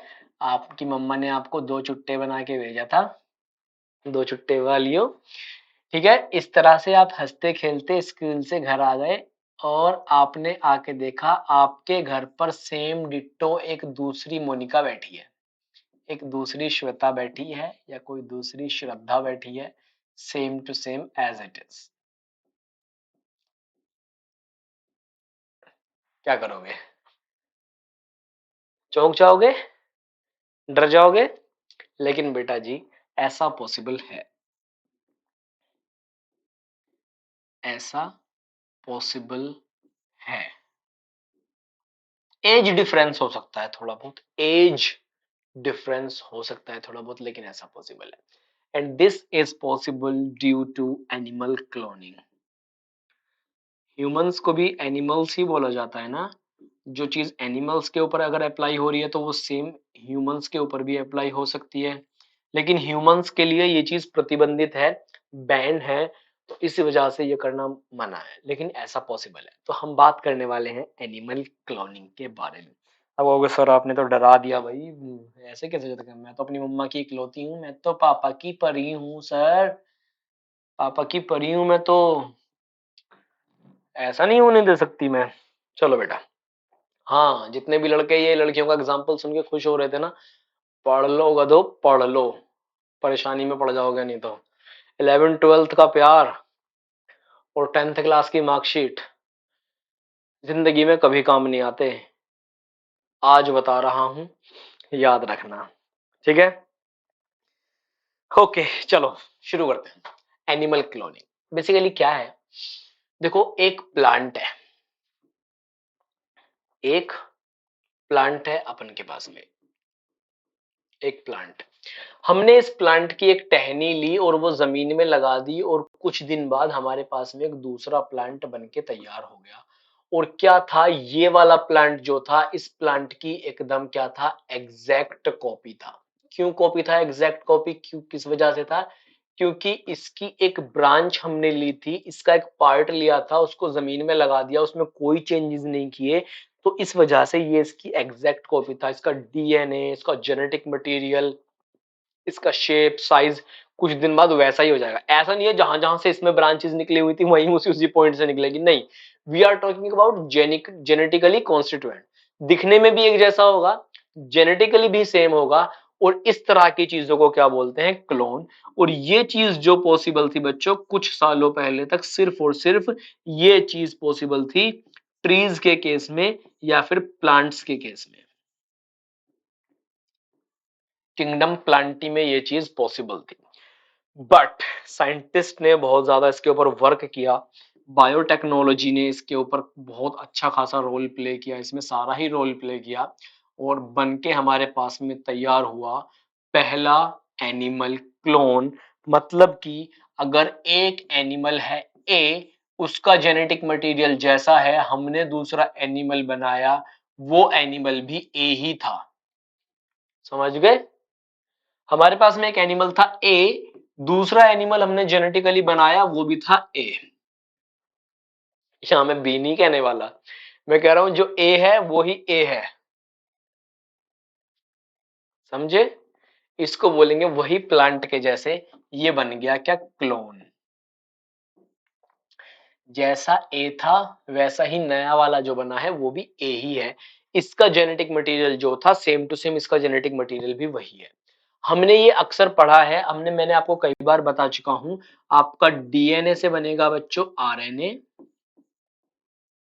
आरएनए से आपका बनेगा प्रोटीन, और हर एक इंसान के अंदर, हर एक एनिमल के अंदर ये चीज चलती है, हर एक बैक्टीरिया के अंदर भी चलती है, डीएनए से आरएनए, आरएनए से प्रोटीन, ऐसे ये बनता है। और जो फिर हमारे बाल काले हैं, हमारी हाइट कैसी है, फेस कैसा दिखता है, हमारे हाथ कैसे दिखते हैं, बोलना कैसा है, हमारी आंखें कैसी हैं, हमारा कलर क्या है, ये सब कुछ इसी डीएनए और इसी प्रोटीन के ऊपर डिपेंड करता है, इसी प्रोसेस पर डिपेंड करता है। लेकिन मैंने कहा यही डीएनए इसके अंदर था और यही डीएनए इसके अंदर था, तो दोनों में प्रोटीन सेम बनेगा कि नहीं बनेगा, तो जब प्रोटीन एक जैसा होगा तो जैसा ये है वैसा ही ये है, इसी आधार पर बनाए गए क्या, क्लोन। जब ह्यूमंस में, सॉरी ह्यूमंस नहीं, आई एम सॉरी, ह्यूमंस नहीं, we are talking about animals, जब एनिमल्स के ऊपर ये एक्सपेरिमेंट किया गया, तो हम इस चीज में सक्सेसफुल हो गए, जो साइंटिस्ट थे सक्सेस हो गए, इस चीज में सक्सेस मिल गई उनको। पहला जो क्लोन था, एनिमल क्लोन, वो एक भेड़ थी, भेड़, वो शीप बोल सकते हो जितने भी अंग्रेजी माध्यम के बच्चे हैं, भेड़, शीप, ठीक है। उसका नाम रखा गया था क्या, Dolly. Dolly was the first clone ever made by humans. जिस शीप से वो बनाई गई थी, उस शीप का और डॉली का जेनेटिक कॉन्स्टिट्यूएंट बिल्कुल एकदम सेम था, जेनेटिक कॉम्पोजिशन बिल्कुल एकदम सेम था, कोई डिफरेंस नहीं था।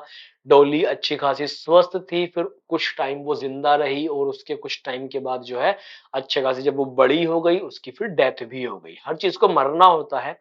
आप कोई भी बुक उठा लोगे, धार्मिक बुक उठा के देख लोगे, मैं सिर्फ एक चीज कहना चाहता हूँ आपसे, मैं धर्म के नाम पर कुछ इधर उधर की बातें नहीं करना चाहता बच्चों। कोई भी बुक उठा के देख लो, आपको हर एक बुक में एक चीज मिलेगी, डेथ। वो आनी है, वो होना है, उससे कोई नहीं बच सकता। ठीक है। तो डेथ ऐसे ही, you know, I am a Muslim, और इस्लामिक बुक जो है कुरान, उसमें एक आयत लिखी हुई है, कुल्लु नफ्सिन जायकातुल मौत, हर जानदार को मौत का मजा चखना है। तो हमने कितनी ही इसमें कामयाबी पाली, कितनी ही हमने क्लोन बना ली, नया तैयार कर लिया उसको, मौत उसको भी आनी है, बच कोई नहीं सकता। तो सबसे पहला, डॉली, फर्स्ट एनिमल क्लोन, सबसे पहला। उसके बाद में और भी चीजों के ऊपर रिसर्च किया गया। एक कैमल था जिसका नाम था इंजाज, ये इसको दुबई में बनाया गया था। और इंजाज का मतलब, बेसिकली इंजाज एक अरेबिक वर्ड है, इंजाज का मतलब होता है अचीवमेंट। तो दुबई में इसको बनाया गया था, कैमल, ये भी एक क्लोन था। उसके बाद एक डॉग था, पपी था, स्नपी जिसका नाम रखा गया, एक डॉग था। एक गोट थी जिसका नाम, निकनेम था मेगन। इसका चलो मैं आपको होमवर्क देता हूँ। होमवर्क ये है, इसका आपको जो रियल नेम था, जो नाम दिया गया था इस गोट को, आपको वो नाम बताना है। निक नेम था इसका मेगन। इतना खूबसूरत नाम तो किसी किसी लड़की का भी नहीं होता है, मेगन, जितना इस गोट का है। तो एनिमल क्लोनिंग आपको समझ में आ गया कैसे होता है एनिमल क्लोन। अच्छा, अब एनिमल क्लोन में हम एक चीज और, एक एक पॉइंट के ऊपर बात करते हैं। आप लोगों ने सुना होगा, एक चीज होती है, एक हमारे पास में एक्सटिंक्ट स्पेशीज जिसके फॉसिल्स वगैरह मिलते हैं, मैमोथ, या फिर एक होता है क्या, डायनासोर। डायनासोर, मैमथ, डायनासोर, इनके फॉसिल्स वगैरह मिलते हैं। तो इसी प्रोसेस के जरिए अगर साइंटिस्ट को इनका डीएनए मिल जाए, जो कि मिल चुका है और जिसके ऊपर रिसर्च भी चल रही है, ये डीएनए मिल जाए, तो इस डीएनए को यूज करके एनिमल क्लोनिंग की जा सकती है। और जो ये स्पीशीज खत्म हो गई दुनिया से, ये मैमथ हो या फिर डायनासोर्स हो, इन सबको अर्थ के ऊपर वापस लाया जा सकता है। कहने का मतलब क्या है कि साइंटिस्ट कर रहे हैं मरने वाले काम। अब बताओ, अगर इस दुनिया में डायनासोर आ गए तो क्या होगा? तबाही तबाही है।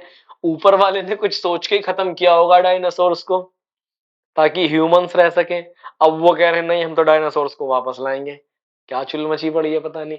तो ठीक है, जो भी है, वापस आ गए तो देखते हैं कैसे होगा। लेकिन हाँ, ये पॉसिबल है, ऐसा हो सकता है, और इसके ऊपर काफी ज्यादा भारी मात्रा में रिसर्च भी चल रही है। टॉपिक इंटरेस्टिंग है आप लोगों के लिए, लेकिन एक चीज यहाँ पर है, एथिकल इश्यूज के बारे में थोड़ा सा बात करते हैं। क्या है, एक बात बताओ, हिंदू धर्म में गाय को माँ का दर्जा दिया गया है। गाय बहुत सीधा जानवर है बेचारा। गाय दूध देती है, गाय घी देती है। मतलब घी तो बना बाद में बनाते हैं, देती तो दूध ही है। अगर आपसे कहा जाए कि हमने एक काऊ को क्लोन करके बनाया है, तो क्या ये हिंदू धर्म का अपमान नहीं होगा? क्या ये हिंदू धर्म का अपमान नहीं होगा? अगर कमेंट करने का ऑप्शन है तो आप सब कमेंट करके बताएंगे। वहीं दूसरी ओर मैं आपसे कहता हूं कि ठीक है, गाय का दूध पीते हैं हम सभी लोग। पिग, जो पिग है, बहुत सारे लोग नॉन वेजिटेरियन होते हैं। अभी हम एथिकल इश्यूज की बात कर रहे हैं बच्चों, तो आप किसी भी चीज को गलत वे में मत लेके जाना, आप पॉइंट समझना, सिर्फ मेरी बात की गहराई समझना, मैं क्या कहना चाह रहा हूं। पिग है, बहुत सारे लोग क्या होते हैं, नॉन वेजिटेरियन होते हैं, वो मीट खाते हैं। लेकिन मुस्लिम धर्म में क्या होता है, जो पिग का मीट है उसको बिल्कुल स्ट्रिक्टली मना किया गया है, वो नहीं खा सकते। लेकिन क्या किया, पिग का कोई जीन निकाला, जो जीन था, बेसिकली हम बात कर रहे थे किसकी? इंसुलिन की। हम बात कर रहे थे बच्चों इंसुलिन की। तो इंसुलिन के लिए जो कोई जीन रेस्पॉन्सिबल था, ये जीन पाया जाता था किसमें बच्चों? पिग में। ये जीन पिग के अंदर, पिग की बॉडी में पाया जाता था। इस जीन को निकाला गया यहां से और इस जीन को एक बैक्टीरिया में डाला गया, जिस बैक्टीरिया का नाम था ई कोलाई। फिर इस बैक्टीरिया ने जो ये इंसुलिन था ये प्रोड्यूस किया, ये प्रोड्यूस किया। तो अब मुझे बताओ, जिस किसी धर्म में, अभी रिलीजन की बात चल रही है बच्चों, जिस किसी रिलीजन में पिग को इस बिल्कुल मना किया गया हो इसका कोई भी प्रोडक्ट यूज करने के लिए, तो क्या वो इस इंसुलिन जो कि पिग को यूज करके प्रोड्यूस की गई है, उनके लिए वो एक इशू वाली बात होगी कि नहीं होगी? अगर कमेंट का ऑप्शन है तो कमेंट करके बताओ, या आप अपने किसी यारों से, दोस्तों से घर में डिस्कस कर सकते हो कि इशू वाली बात होगी या नहीं होगी, या आपके क्या विचार है उस चीज के ऊपर। एक बात तो चलो ये यहां पर हो गई। दूसरी बात, एक ये वाला किस्सा इधर अलग हो गया। एक चीज, चलो ये रिलीजन से अलग रिलेटेड बात हो गई कि अगर गाय को हम क्लोन करना चाहते हैं तो वो हिंदू धर्म का अपमान हो गया, पिग की अगर कोई चीज कर रहे हैं तो वो मुस्लिम्स के लिए अपमान हो गया।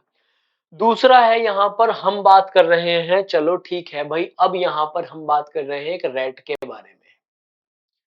हम किसके बारे में बात कर रहे हैं बच्चों? एक रैट के बारे में बात कर रहे हैं, जो कि चूहों को बहुत ज्यादा जेनेटिकली बनाया जाता है, ज्यादा उसके ऊपर कोई ध्यान नहीं देता, छोटे छोटे चूहे ही तो हैं, बनाया, मार दिया, खत्म कर दिया, फिर बना लिया, फिर पैदा कर लिया। तो क्या है, लेकिन अगर आप उस चीज को देखेंगे लाइव, लेबोरेटरी में जाकर, तो आप देखेंगे जब वो चूहा मरता है तो उसको बहुत ज्यादा दर्द भी होता है। अगर आप एक इमोशनल इंसान हैं तो आप बोलेंगे कि इमोशनली ये चीज गलत है, इमोशनली ये चीज रॉन्ग है, किसी की हत्या करने का हमें कोई हक नहीं है, तो आप इसको इमोशनली गलत बता दोगे। ये भी क्या हो गया? एक एथिकल इशू हो गया। ये भी क्या हो गया? एक एथिकल इशू हो गया। रिलीजन की बात करें, इमोशंस की बात करें, या हम किसी भी तरह से, अब क्या है, जैसे कि मैं आपसे कहूं, आप एक ह्यूमन है, कोई भी एक इंसान है, नाम ले लेते हैं एग्जाम्पल के तौर पर विक्टर। ठीक, विक्टर एक नाम ले लिया हमने। क्या किया, इसका हमने क्लोन बना लिया, क्लोन बना लिया। अब विक्टर का जो क्लोन बन गया वो देखने में सेम है, डीएनए सेम है बच्चों, उसका सब कुछ सेम है, और विक्टर अपने घर पे बैठा हुआ था, लेकिन क्या किया, जो क्लोन बनाया गया था उस क्लोन को यूज करके हमने क्या करवा लिया? कोई क्राइम करवा लिया। तो चीज हुई कि नहीं हुई गलत? तो मेरे बच्चों, ये सब चीजें आती हैं एथिकल इश्यूज में। कोई भी ऐसी चीज जिसकी वजह से किसी को हर्ट हो रहा है, किसी को, किसी के एथिक्स को अगर नुकसान पहुंच रहा है, ठेस पहुंच रही है, तो वो सारे के सारे इश्यूज आ जाएंगे एथिकल इश्यूज में। अब इसके ऊपर बहुत सारे लोग कहते हैं कि एनिमल क्लोनिंग बिल्कुल बंद कर देनी चाहिए, वो जानवरों के ऊपर अत्याचार है। लेकिन सच्चाई ये भी है कि अगर हम वैसा नहीं करेंगे तो शायद से बहुत ज्यादा प्रॉब्लम भी हो सकती है। पिग्स के जीन को अगर हमने मैनिपुलेट नहीं किया, काऊ के जीन को मैनिपुलेट नहीं किया, क्योंकि काऊ क्या है, इंडिया में तो नहीं है, लेकिन अमेरिका में बहुत सारी ब्रीड ऐसी है काऊ की जिनको जेनेटिकली मॉडिफाई किया गया है, उनके मिल्क प्रोडक्शन बढ़ाने के लिए, मिल्क न्यूट्रिशन क्वालिटी बढ़ाने के लिए। ठीक है बच्चों, तो ये सारी चीज ह्यूमन एक्टिविटीज जिससे किसी दूसरे ह्यूमंस के एथिक्स को ठेस पहुंचे, नुकसान पहुंचे, वो एथिकल इश्यूज में आ जाता है। इंडियन गवर्नमेंट ने इसके लिए पूरी एक संस्था बना रखी है जिसका नाम है GEAC, genetic engineering approval committee. India में अगर कोई भी जेनेटिकली मॉडिफाइड प्रोडक्ट बनता है तो उसको जीईएसी की परमिशन लेनी पड़ती है। बिना जीईएसी की परमिशन के लिए ये ससुरे कुछ नहीं कर सकते, ये नहीं बना सकते इंडिया में। इंडिया जैसे कंट्री को समझते हैं कि बहुत सारे लोगों, सुना होगा आपने कि बोलते हैं कि इंडिया गरीबों का कंट्री है। स्नैपचैट का फाउंडर जो था उसने बोला गरीबों कंट्री है। एक एक डांसर थी, नाम मुझे याद नहीं आ रहा है। वो कहती कि India is a country of poor, poor people. ये बात पता चला अंबानी को। अपनी बेटी की शादी में अंबानी ने उसे बुलाया, उसको सारी रात नचाया, उसको 10 गुना ज्यादा पैसा दिया कि देख, ये औकात है तेरी, अगर हम अपने करने पे आ जाएं तो तुझे सारी रात नचा सकते हैं, डांस करवा सकते हैं। वो सिर्फ कहा था उसने कि India is a country of poor people, बुलाया उसको, सारी रात नचाया। तो क्या है, इंडिया में ये लोग सोचते हैं कि हम कुछ भी कर सकते हैं, लेकिन ऐसा नहीं है। हमारे यहाँ पर क्या है, एक संस्था है, GEAC, genetic engineering approval committee. ये क्या करती है, किसी भी जेनेटिकली मॉडिफाइड ऑर्गेनिज्म, प्लांट हो या अगर एनिमल हो, कुछ भी हो, उसके ऊपर पहले देखती है किसी भी रिलीजन को, कोई एथिक्स को कोई नुकसान तो नहीं पहुंच रहा। क्योंकि इंडिया में डाइवर्सिटी बहुत ज्यादा है, बहुत हिंदूज भी हैं, मुस्लिम्स भी हैं, सिख भी हैं, ईसाई भी हैं, हर तरह के लोग हैं। और सभी से मिलके हमारा ये बहुत ही खूबसूरत जो मुल्क है, बहुत खूबसूरत कंट्री है, वो सभी से मिलकर बना हुआ है। तो हमें यहाँ पर मिलकर रहना है, किसी की एथिक्स को नुकसान नहीं पहुंचना चाहिए। इसीलिए GEAC भी इसका गठन किया गया, और ये इन सब चीजों को रेगुलेट करती है सभी की सेफ्टी के लिए। कुछ ऐसा होता है। चलो, एथिक्स की तो एक तरफ बात हो गई। मान लीजिए किसी ने कोई जेनेटिकली मॉडिफाइड ऑर्गेनिज्म बनाया और उससे बहुत ज्यादा नुकसान हो गया, क्योंकि भाई DNA को आप चेंज कर रहे हो, कोई खराब प्रोटीन बन गया उससे, कोई जहरीला प्रोटीन बन गया, पूरा सब खतरे में पड़ सकते हैं। तो उस चीज को भी रेगुलेट किया जाता है GEAC के द्वारा। ठीक है बच्चों, ये समझ में आ गया आपको। तो उसके बाद ठीक है, USA में अभी बहुत सारे जेनेटिकली मॉडिफाइड क्रॉप्स बहुत ज्यादा चल रहे हैं। इंडिया में उतने बड़े लेवल पर नहीं है, क्योंकि यहाँ पर हमें काफी ज्यादा चीजों को देखकर संभल कर चलना पड़ता है, और जरूरी भी है। हमारे यहाँ पर इंडियन वैरायटीज खुद की इतनी सारी हैं कि हम अपना कर सकते हैं, देख सकते हैं।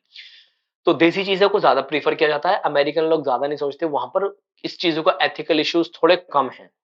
उनको सिर्फ अपना फायदा दिखता है, वो थोड़े सेल्फिश लोग हैं सारे के सारे। तो USA में बहुत, और यूरोपियन कंट्रीज में बहुत सारे GM क्रॉप्स हैं। एक्चुअली क्या है बच्चों, मैं आपको एक चीज बताता हूँ, चलो हम बताना चाह रहा था, हम ये वेस्टर्न कल्चर क्यों अपनाते हैं, ये GM क्यों बना रहे हैं, ये गधे सारे के सारे, ये यूरोपियन कंट्रीज और अमेरिकन क्यों बना रहे हैं? क्योंकि इनके यहाँ खाने की शॉर्टेज थी। हमारे चलो अंग्रेजों ले गए लूट के, तब पड़ी शॉर्टेज, अभी ठीक चल रहा है सब कुछ। ये सोच रहे क्या है, इनके बारे में बताता हूं मैं आपको कि इनके यहाँ खाने की शॉर्टेज थी।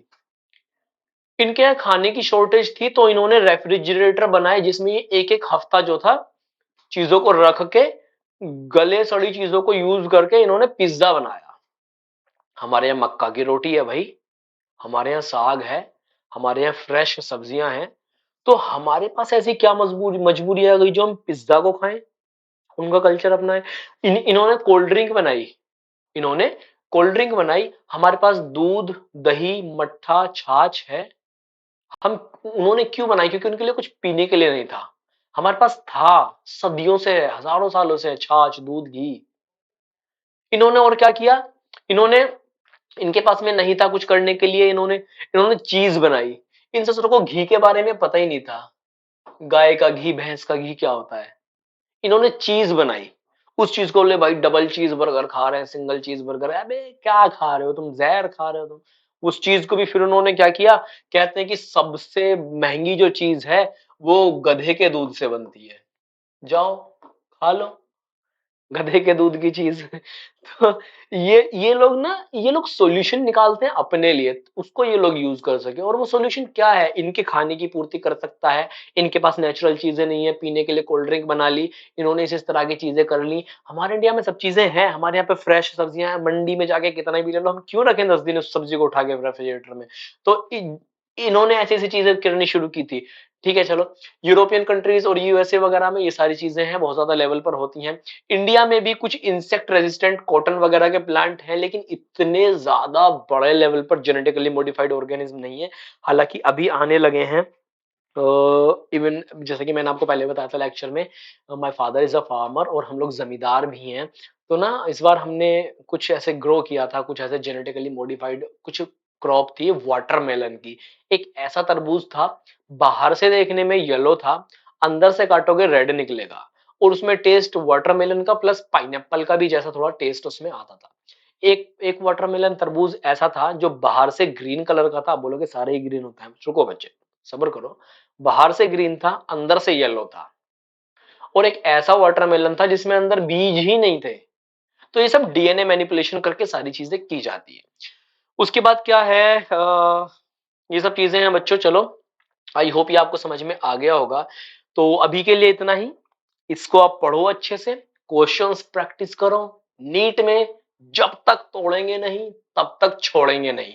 करते जाना है, करते जाना है, करते जाना है, करते जाना है। सारे नोट्स डाउनलोड कर लो, एक्सक्लूसिव लेक्चर्स ले लो। सब कुछ पढ़ाएंगे, क्विज दो, मॉक टेस्ट दो, जो समझ में ना आए पूछो। और इस ऐप को, एफिनिटी ऐप को आपको सपोर्ट करना है, क्योंकि बच्चे लोग फ्री में आपको सारी की सारी चीजें यहां से मिल रही हैं। एक्सक्लूसिव चीजें, जो जिस चीज के लिए आपको 50-50 हजार रुपए खर्च करने पड़ते हैं साल में, 1-1 लाख रुपए खर्च करने पड़ते हैं, वो सारी चीज आपको फ्री में मिल रही है। अपने दोस्तों को शेयर करो, फ्रेंड्स को शेयर करो, सबको शेयर करो। क्योंकि अगर बच्चों ये बंद हो गया ना, तो मुझे नहीं पता कि आपको कोई इतना क्वालिटी दे पाएगा फ्री में। I don't think so. तो आपको ना थोड़ा सपोर्ट भी करना है। तो सपोर्ट करो, बने रहो हमारे साथ। नीट की जिम्मेदारी हम लेते हैं, आपको सिर्फ पढ़ाई करके हमारे साथ में बने रहना है। सारी चीज आपको फ्री में प्रोवाइड करेंगे। चलिए, thank you so much for watching this lecture. मिलेंगे आपसे नेक्स्ट सब्जेक्ट के नेक्स्ट टॉपिक पे, नेक्स्ट लेक्चर पे। Bye bye everyone, take care.